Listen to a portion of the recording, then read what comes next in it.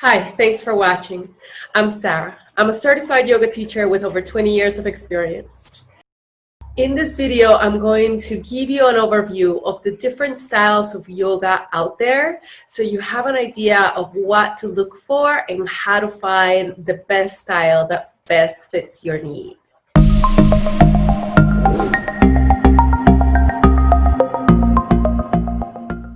So I'm going to divide it into three main categories.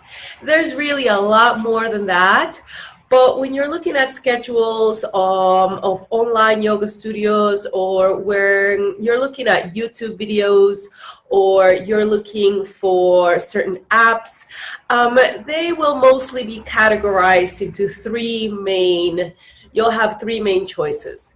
So the first thing that I want to say before I go into the different styles is that the teacher that you find is above all the most important thing that you're looking for. There's many different styles and there's many different styles of teachers, and you need to find a teacher that resonates with you, someone that you feel comfortable with, someone that you feel you can trust, someone that inspires you and makes you really want to practice, someone that obviously knows what they're talking about. I would certainly look for someone who does this full time versus yoga teachers that kind of do this as a hobby. I would also look for someone who pays attention to you. So when they're teaching, are they looking at you, or are they kind of just in their own world doing their own practice? That's very, very important. You need to be able to understand them clearly. You need to be able to feel comfortable asking questions after class or before class. And so I would say that's the most important thing. Find a teacher that you feel is right for you. Okay, with that said, the next thing that you're looking for is the style of yoga that best fits your needs. So depending on your age, your level of flexibility, whether you have any back pain or neck pain or other injuries, knee injuries, shoulder injuries, you need to take into consideration your stamina, like how vigorous a practice are you comfortable with. And you also need to take into consideration like your emotional and mental tendencies. So if you're a very mellow, quiet person and you like to just sit on the couch, you need a certain style of yoga.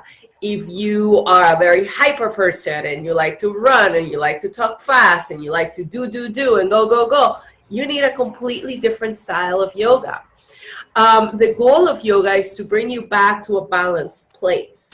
And it's funny because we will often be drawn to the style of yoga that resonates with your vibration. And even though you might like it, that might actually increase your hyperness. Let's say that you're already a very hyper person and you go for a hyper style of yoga, that's gonna lift you up and make you more hyper.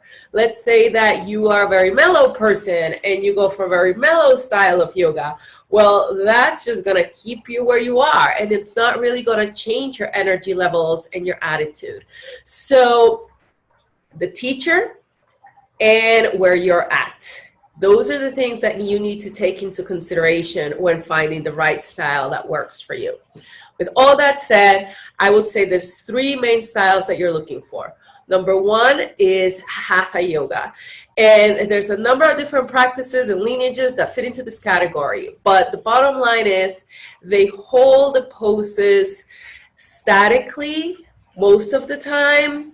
They do some dynamic movement like inhale, exhale a few times, but for most of the time they move a little bit slower. So this is a good practice for anyone with injuries, anyone who's a little bit older, and I would say it's a great practice for beginners because it would really give you the opportunity and the foundation to then go into exploring other styles of yoga. If you are very young and very hyper, this practice might seem a little bit boring to you, maybe not challenging enough.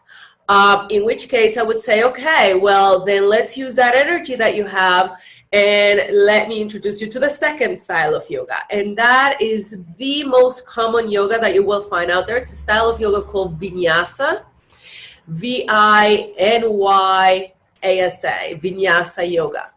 And they are the ones that, those are the classes that you see them doing the push-ups and inhale, up dog, exhale, down dog, and then go into a warrior one and come back. And they do these big movements and they're moved fluidly from one pose to the other. So you're going to break a little bit of a sweat. You're going to build some upper body strength. You're going to build some core strength, a little bit of a workout. This is what you're going to find in most gyms. And in a lot of local studios, they will do vinyasa classes.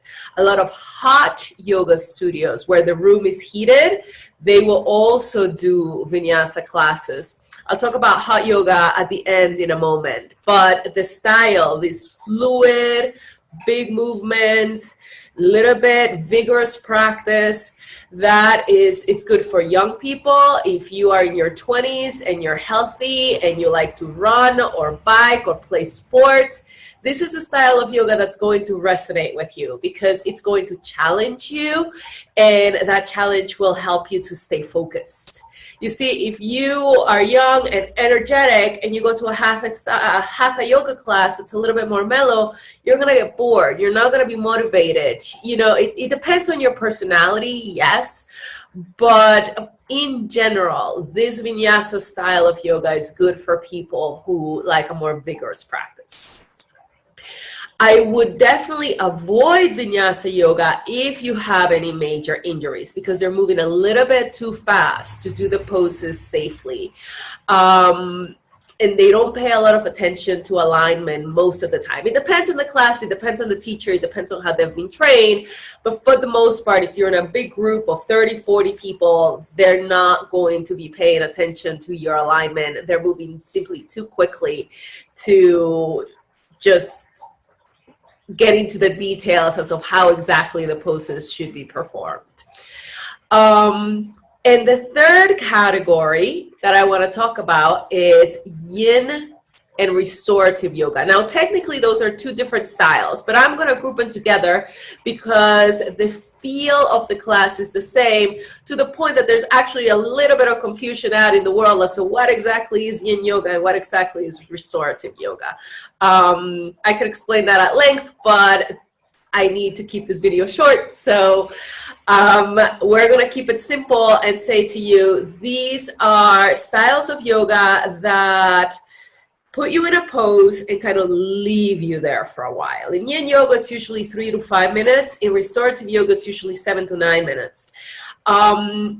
You might use some props so that you can actually stay in these poses a little bit longer. It's going to be a practice that's lower to the floor. You're not going to be standing up and jumping around. It's like very, very mellow. It gets you into a meditative state. The benefits of this practice is that it's very calming for the nervous system. And if you're a mellow person, you're going to love it. That said, if you are a mellow person and this is all you want to do, that's probably not the best thing for you. You probably should be going to a hatha class or a vinyasa class. It might take you a little bit of effort to get the hang of it, but it will really bring your system back to balance. On the other hand, if you're really, really hyper, the Yin and Restorative practice is actually good for you. It will make you sit still, but I gotta tell you, you probably won't like it. You'll get impatient, you'll get bored, you'll be looking at the clock. When's this class over? How long am I gonna hold this pose? And it's gonna be an interesting experience. So I would say try it. If you really can't stand it, then just do your hatha classes, do your vinyasa classes until your system kind of finds a little bit more balance and you're comfortable in stillness. Don't ever take a class that you don't like. Yoga is not torture. Yoga should be fun. It should feel good. You should leave the class feeling refreshed and balanced and energized and happy. It's not something that you want to suffer through, whether it's mental suffering of just impatience and being uncomfortable in the class, or whether it's physical suffering, like you're actually in physical pain from your hatha yoga. Something's not right.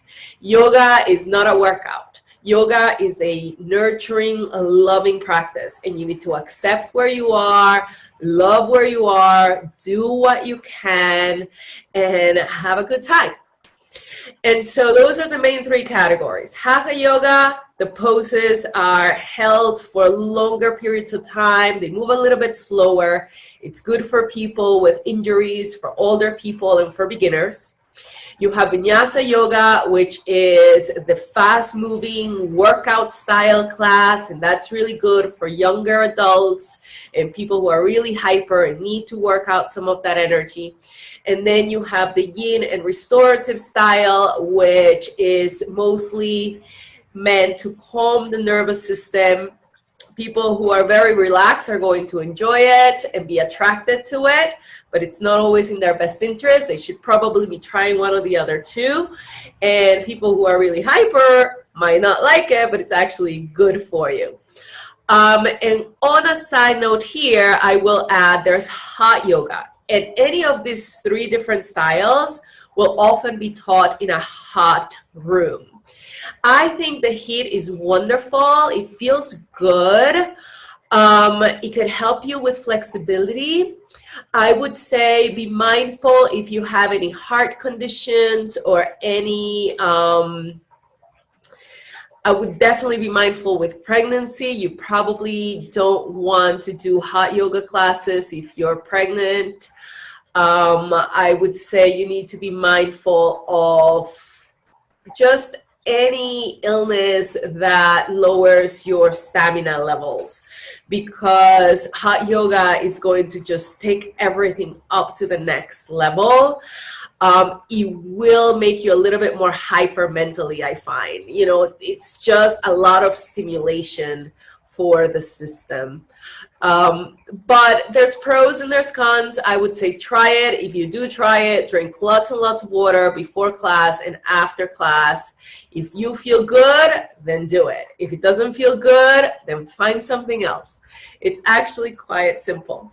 So I hope this is helpful. I try to keep it as simple as possible, even though it's actually a very broad topic. There's dozens and dozens of different styles of yoga out there. I just oversimplified it a little bit. So if you're a teacher and you're listening to this and you're saying, wait, it's not that simple, I know, but this video is meant for the general public, and I want to give you the tools that you need so that when you look at a schedule, you kind of have an idea of where to start. And that was my intention today.